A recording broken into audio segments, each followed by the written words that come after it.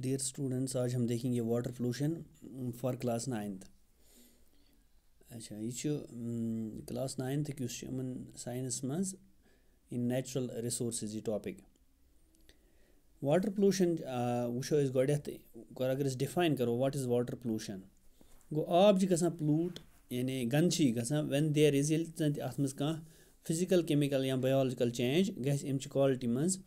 तो यम सत यह आब पत गसान अनसूटेबल यूज खतर या अत मज या एडवर्सली अफेक्ट करान लिविंग ऑर्गेनिज्म या हेको वनित वाटर पोल्यूशन हसा करो define as the addition of some substances which degrades the quality of water so that either it becomes health hazard or unfit for use। यानी येल ते कह addition गस अत आबस मज केचन सबस्टेंसन हुंद यम जन ते अत छ अमिच क्वालिटी करान खराब तो अम पत हेकान यूज करित कह या अम पे सैनिस सेहत पे बुर असर।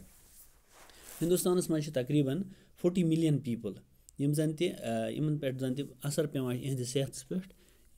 गंद आब सत जन तथ मज वाटर पोल्यूशन सत तो कह पॉइजन्स अगर वो पैथोजन्स तम ऑर्गेनिजम्स यम जन कह बेमार गसान हम करान आबस pollute even at low concentrations. Ground water pollution mainly गसान by septic tanks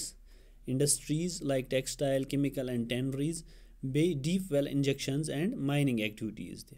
surface water अगर वो लाइक यम जन स्ट्रीम्स या लेक्स वगैरह तो उमन मज कम अमाउंट ऑफ सस्पेंडेड पार्टिकल्स तो बे माइक्रो ऑर्गेनिजम्स यु जन आब यूज करान गर या एग्रीकल्चर पर्पज खतर या इंडस्ट्रियल पर्पज खतर यह आब अम यूज पत ये नेबर सान यानी डिस्चार्जड आफ्टर यूज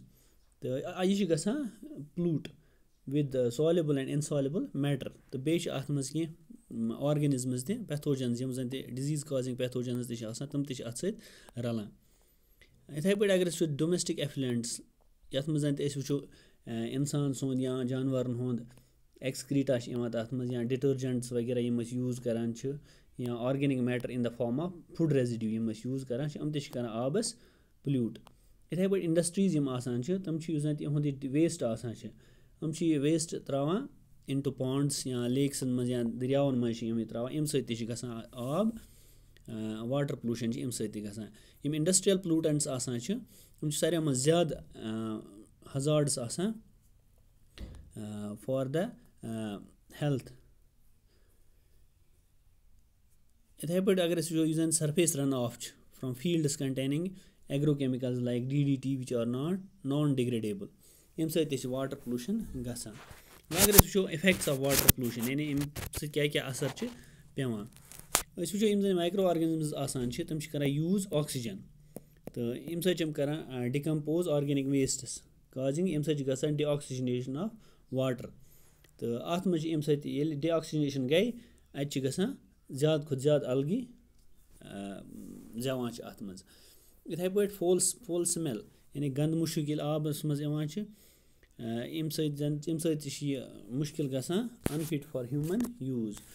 इथे पे हेको वुचित कि जन organic wastes from A scum या स्लज ये आब सत रलान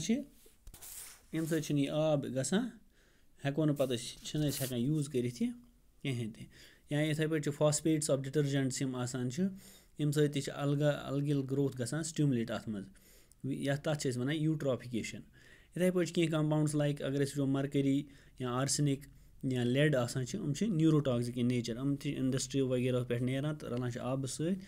आब चवान अम सैनिस सेहत पे वारिया खतरनाक असरात पेवान। इथे पे तम पैथोजन्स यम जन आब करान कंटामिनेट तो यमो सत बेमार पत गसान लाइक जॉन्डिस गसान या कॉलरा गसान टाइफाइड गसान डिसेंट्री गसान यह गसान अम गंद आब सत। इथे पे कह एक्वेटिक ऑर्गेनिजम्स यम जन एडॉप्टेड गसान कत survive in particular range of temperature ये कुन फिर अत सडन चेंज तम सत डैमेज गसान तहद एग्स तो बे लार्वा। इथे पे कह चेंज गसान which retards the dissolved oxygen in water bodies यम सत पेवान बुर असर एक्वेटिक लाइफ पे। यथ शक्ल मज कह इंपॉर्टेंट पोल्यूटेंट्स यम जन वाटर पोल्यूशन करान یَتھ منٛز چھِ ہٲیِتھ کیٛاہ پٮ۪ٹھ کَنہِ کیٛاہ ہیوی میٹَلٕز چھِ ہٲیِتھ یا پرٛوڈَکٹٕس آف ماینِنٛگ یِم ماینِنٛگ پٮ۪ٹھ نیران چھِ یا مِنرَل اوٗرز یا اگر ٹٮ۪مپریچَر گژھِ زیادٕ اِنکرٛیٖز سٔڈَن یا پٮ۪سٹِسایڈٕس فَنجِسایڈٕس یِم أسۍ یوٗز کَران چھِ یا بَیوسایڈٕس ۂربِسایڈٕس یِم تہِ چھِ رَلان آبہٕ سۭتۍ یا سیٖویج اینٛڈ ڈومٮ۪سٹِک ویسٹٕس آرگینِک ویسٹٕس چھِ ہٲیِتھ یا تِم اِنفیکٹٕس ایجَنٹٕس یِم زَن تہِ اِنفیکشَس چھِ آسان مین اینٛڈ اینِمٕلز بیٚیہِ ڈِٹٔرجَنٛٹٕس تہٕ فٔٹِلایزٲرٕس یِم أسۍ یوٗز کَران چھِ